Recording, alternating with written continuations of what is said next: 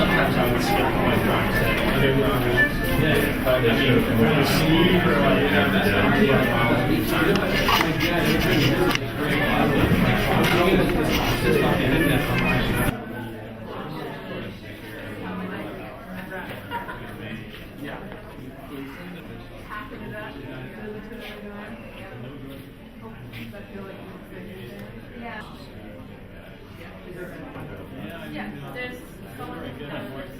Yeah, there's we're headed. It just goes smoothly. Yeah, right. That's all you can. there you have it.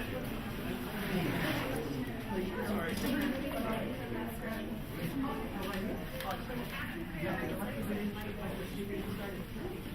Yeah, that's your stuff. Thank you.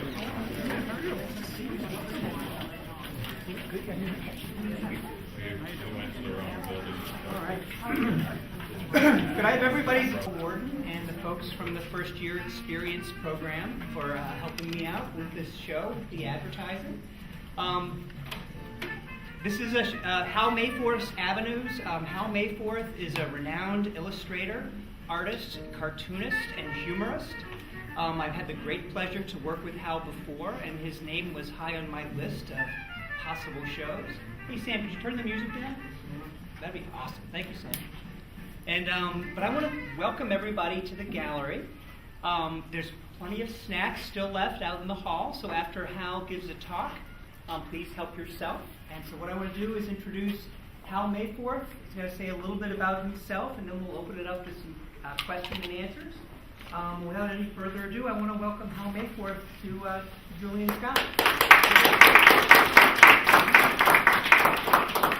I'd like to thank Phil for having me here. This is it's been a long ride for me. I live in Massachusetts now, but I think it looks good. You know, I'm very happy in the way the show looks.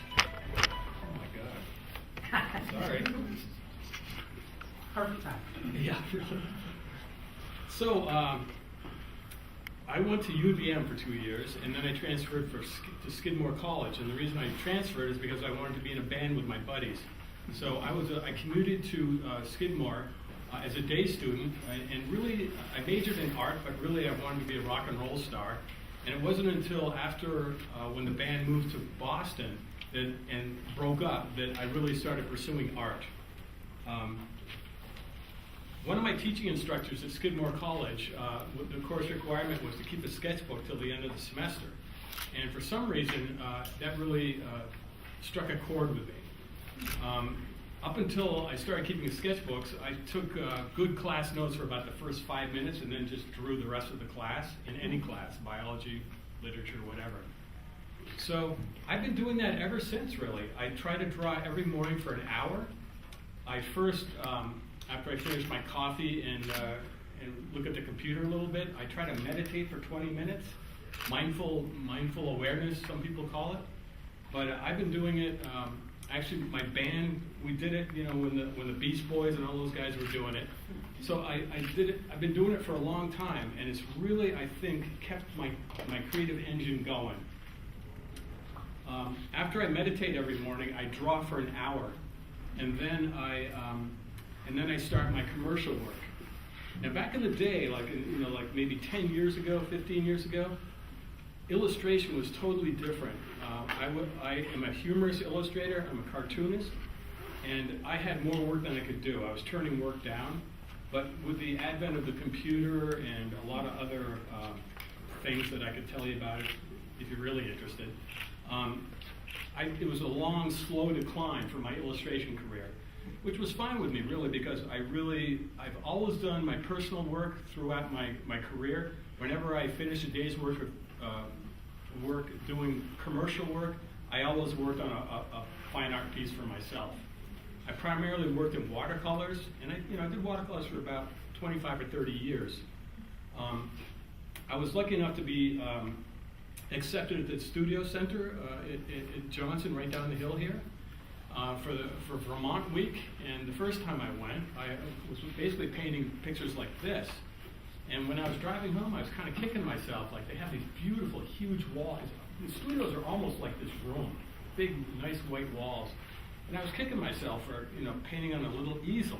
I said, why didn't you do something on the walls? So the next time I was invited back, I brought a roll of canvas and started painting large on the walls, and I really dug it. And when I got home, I rearranged my studio so I had a big space to do these, and I've been doing them ever since. So I just started with watercolors, got into these large things, and the way these things worked out, these word drawings, was that I'm always trying new sketchbooks, and I got a bad batch of sketchbooks. I bought some things, they're really inferior. I used a Crow pen, and when I made a stroke, it kept bleeding, it just bled. It was really kind of cheap paper. But they were perfect for these the strokes of letters. So I started doing these word drawings. I've always been kind of infatuated with words and their graphic possibilities. And I filled up 2 of those sketchbooks and started just drawing on Arsh's hot press watercolor paper. These things, I bought some things, they're really inferior. I used a Crow pen, and when I made a stroke, it kept bleeding, it just bled. It was really kind of cheap paper. But they were perfect for these the strokes of letters. So I started doing these word drawings. I've always been kind of infatuated with words and their graphic possibilities. And I filled up 2 of those sketchbooks and started just drawing on Arsh's hot press watercolor paper. These things are, as I saw my career as a humorous illustrator kind of like going down, I started painting these as kind of a self-generated illustration assignment with an eye towards selling them as prints. They're all the same size. They're on Baltic birch plywood. And I've actually had a nice little income stream with these. They're advertised in the Artful Home catalog, and also they're available on my website. And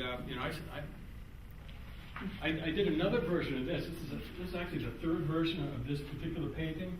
And the first version, I sold out the edition of them, the first edition. So that was one of my more popular prints. So I kind of scrambled and tried to do another version, which kind of came out weird. So I did the 3rd one, which is a lot more like the first one. So these are a sample of my sketchbooks. I've done, well, I like to say that I've done enough to fill a luxury automobile, but I'm working on a small U-Haul.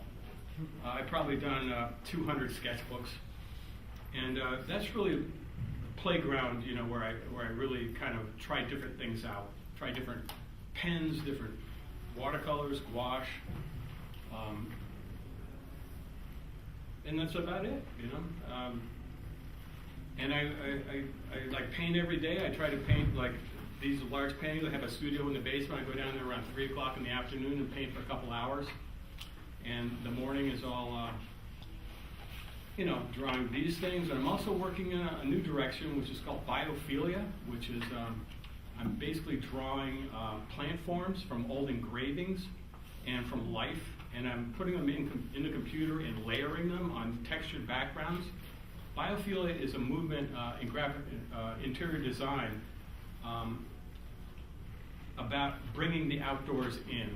A lot of companies are trying to make workspaces more pleasing, so I'm starting to get some traction on those. So I'm trying all kinds of different things. Life is good. Any questions? Thank you, Hal. Sure.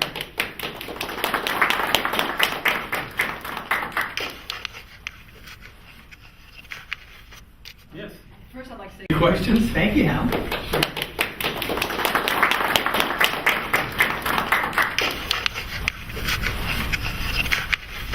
Yes. First, I'd like to say congratulations on your swimming award in the 60s. Oh, thank you. So well done.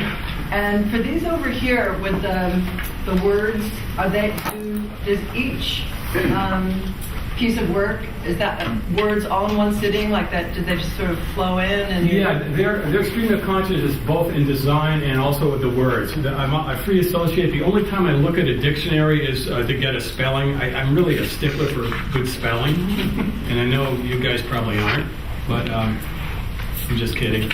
I teach, and I know kids are lousy spellers. my kids included. Should I be offended? What's that? Should I be offended? You can if you want. but so I do check the spelling, but they pretty much are free associated, and I try to, I try to go to the nether regions of my mind, memories and books I've read, movies I've seen, music I listen to. I try to fit it all in there, and I try not to repeat things. I may repeat things here and there, but I've probably done a couple hundred of them. So. Hal, I'm fascinated by your sketchbook practice. I too am an active sketchbook person. I've been keeping sketchbooks since 1989, really. I don't think I've done as many as you. I think I've just under 100. But if one of those sketchbooks is, say, what are they, 60 to 100 pages? Yeah, so I've gone through a whole different kinds of sketchbooks. So, what that says to me, with 100 sketchbooks, that's, what, 6,000 drawings, roughly? Yeah. And if you go 2 pages, that's even more. So I think that lifetime effort, that's thousands upon thousands of drawings. And that's what really impresses me, is that sustained practice, which I think is a real great lesson for all the art students here. Yeah, I'm a big fan of sketchbooks. It wasn't really a question in there, but... the reason I started doing sketchbooks is because when I started out in illustration, I had a lousy portfolio, and I brought them around to show it. But I always, for some reason, brought a sketchbook, and they always gravitated toward the sketchbook. So that were they encouraged me about the sketchbook. They said my portfolio was not good, but that was something to work on. But so they gave me encouragement as far as sketchbooks go. And I learned very early to do one page because I've been asked a number of times to frame them and put them in shows, and so there's nothing on the back. But one of the problems with sketchbooks is that I've got all these ideas and they're all in books, and to find them, they're not cataloged. It takes hours sometimes to find a drawing that I'm looking for. So it's a small downside. Some catalogers someday will have to do it. Yeah, if my wife doesn't burn them when I die. I've got a big tub in my attic building. Yeah, I've got the eaves of our house are stocked with sketchbooks. Any other questions or comments? Where do you get your ideas for the sort of sayings on the pieces of wood, like the Elvis has left the building type stuff? Does it just come to you, or? It's all popular culture stuff. I mean, Elvis has left the building was kind of like the joke when Elvis was around. Right. But they're all based on sketchbook drawings. Okay. And oftentimes they start out as just little drawings, and sometimes in my old studio, I used to have what they call an artograph, which is a projector, and it's Xerox, and put it in the projector and project it right on the thing and just trace it. It was real easy to do. But now I don't have that set up anymore, so I do them freeform, and I'm better at it anyway, so that's not a problem. But it's all just, I just try to draw whatever comes into my mind every morning. I have a question. Sure. So I do them freeform, and I'm better at it anyway, so that's not a problem. But it's all just, I just try to draw whatever comes into my mind every morning. I have a question. Sure. I really liked the different colors of skin that you put on other people. I just thought it was interesting how it wasn't really normally what you would see. Yeah, I teach illustration at New Hampshire Institute of Art, and I've done a portrait assignment, and one of the prerequisites, I don't want to see skin tones. I'm into different color. Yeah. So that's the way that works. Anyone else? Yes. Yeah. In terms of illustration and the whole business of it, how many do you think the real high-end illustrators out across the country are still working with pen and pencil versus those who've gone more to the digital mode?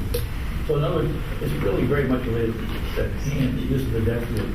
versus the mouse and other kinds of things? Yeah, the digital illustration is definitely taken over, but there's still some guys, and I say guys, I mean, you know, male and female, that they're doing it traditionally. I think probably the best guy known right now is Barry Blitt. He does a lot of New Yorker covers, and also John Cuneo. They still work traditionally. In fact, they're both Luddites as far as computers go. So a lot of times guys that draw a lot, they're really not into computers. I kind of got into computers because I had to. I had to make it a website, and you know, so I kind of, and then I got into the whole music thing. So now when I finish a piece, it used to be I put it on a light table. I do the sketchbook, I Xerox, I put it on a light table with thin paper and trace it. And in the old days, because I had a very simple cartooning style, whenever I got one line wrong, I had to chuck it and start all over again. But now, I've got a lot of flawed drawings that are finished that I just fix in Photoshop. No fuss, no muss. One line wrong, I had to chuck it and start all over again. But now, I've got a lot of flawed drawings that are finished that I just fix in Photoshop. No fuss, no muss. Question, Hal, about the big paintings on the wall here. They have this wonderful abstract musical quality to them. Do you listen to any music while you work, or is that an influence at all on this particular body of work? Well, I think they are rhythmic to some degree, and I hope that there's a sense of humor in them also. I listen to everything. I really, I'm an omnivore. You know, Brett. This is Brett. Brett was a drummer in one of my first bands at the University of Vermont. And we see eye to eye in a lot of music. You know, from the Shags to you know, the Grateful Dead to whatever, TV on the radio. Yeah, I listen to music all the time, and I play music when I'm not doing artwork. In fact, music is like a counterpoint to artwork. I haven't found anyone to play since I moved to Massachusetts, but in Vermont I had a group of people that I played with regularly, and art is such a solitary endeavor that it was a great counterpoint to Thursday night, you know, have a couple beers and kick out the jams with your buddies. That really kept me going. Anyone else? Any last questions for Hal? Well, more of a comment. I strongly identify with bad at math, man. Yeah, me too. That's why I went into art. I did another one called Math Makes Your Head Explode. I've done a couple of math-related ones. Well, you seem to have a couple with reading. So are you a fan of reading? Yeah. I think that reading makes you less stupid. And it makes spelling better. Yeah. I mean, I really think that the reason a lot of people have spelling issues is because they're not reading enough. If you read enough, you can recognize that a word doesn't look right. If you're not reading, you won't recognize that. What's the last good book you read? I'm reading actually I'm reading Confederacy of Dunces right now, which is a great book, funniest book. Has anyone ever read that? I've heard about it, but I haven't read it yet. Who's it by? The guy wrote one book and he won a Pulitzer Prize for it, and then he committed suicide. It's the only book he wrote, but it is hilarious. What's his name? I don't know. John Kennedy Toole. Yep, John Kennedy Toole. Well, thank you, Hal. Thank you. My so much. pleasure. And thank you, everybody.